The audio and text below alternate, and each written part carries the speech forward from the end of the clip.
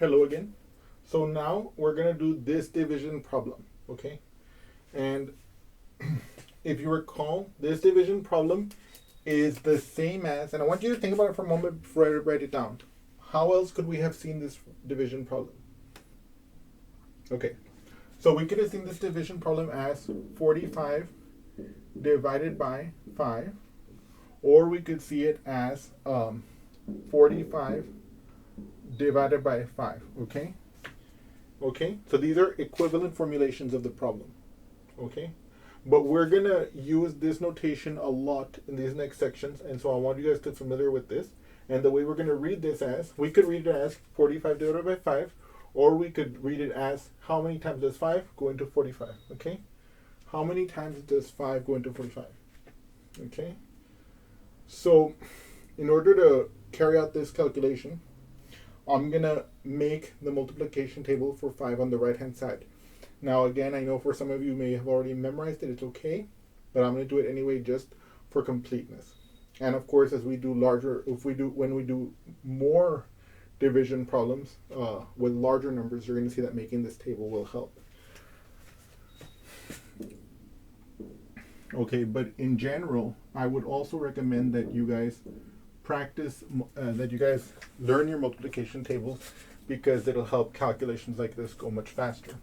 Okay, so let's say we're going to start with 0, 1, 2, 3, 4, 5, 6, 7, 8, 9, 10, etc., etc., etc. Okay, so we know that 0 times 5, because you see 5 times n, where n equals 0, that's just 0.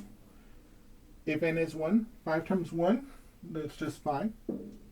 Now I count 5 from 5. 6, 7, 8, 9, 10. Aha, it's 10. I count 5 more. 11, 12, 13, 14, 15.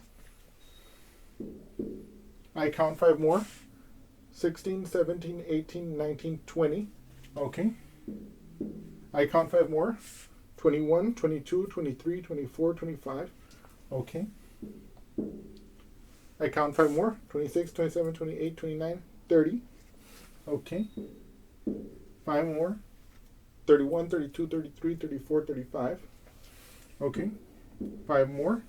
36, 37, 38, 39, 40. Okay. I count 5 more. 41, 42, 43, 44, 45. Look what we just discovered. 5 goes into 45 exactly 9 times, okay? Now, here is something we're going to learn how to do in this problem. Where do we put the 9? We put the 9 over the last digit that the 5 goes into. So 5 did not go into 5. 5 did not go into 4. 5 went into 45, okay? And how many times? It went in 9 times. Okay. Now here, okay, we're going to do the next step. 9 times 5 is 45. Okay. Now, what I'm going to do is I'm going to subtract this number from this number, but you can see visually that they're the same. And so there's no remainder. Okay, this number that would occur here at the end of the process, and we're going to do more examples that are more complicated later, but this number would be the remainder. Now here there's no remainder because 5 times 9 is exactly 45 as we saw in our table.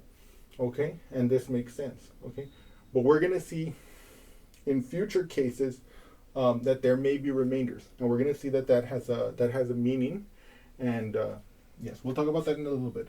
So if we were looking at our other notations, we could say, for example, that 45 divided by 5 is equal to 9. And why? Because 5 times 9 equals 45.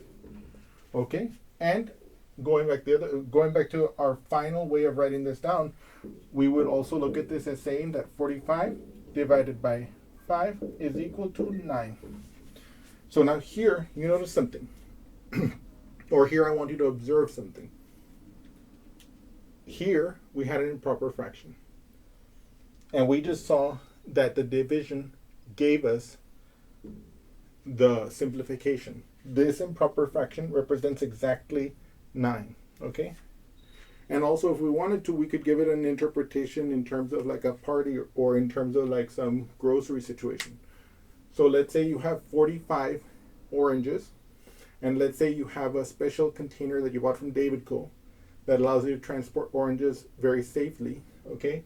And let's suppose that it consists of a crate with nested padded units that each hold 5 oranges safely. Then you can see, aha, I'll need 9 of those specially formed units to carry these oranges away. Okay, so don't forget to stop at David Co. and buy one today. Not just kidding. But so I want you to always marry the division problem to a physical situation to develop your intuition of when you're going to use division. Okay. Okay. So again, if you have 45 oranges and you need 5 oranges per tray in the safety orange carrier tray, then you're going to need 9 trays completely to take those 45 oranges away. Okay? I hope you all have enjoyed this example, and I'll see you again soon. Thank you.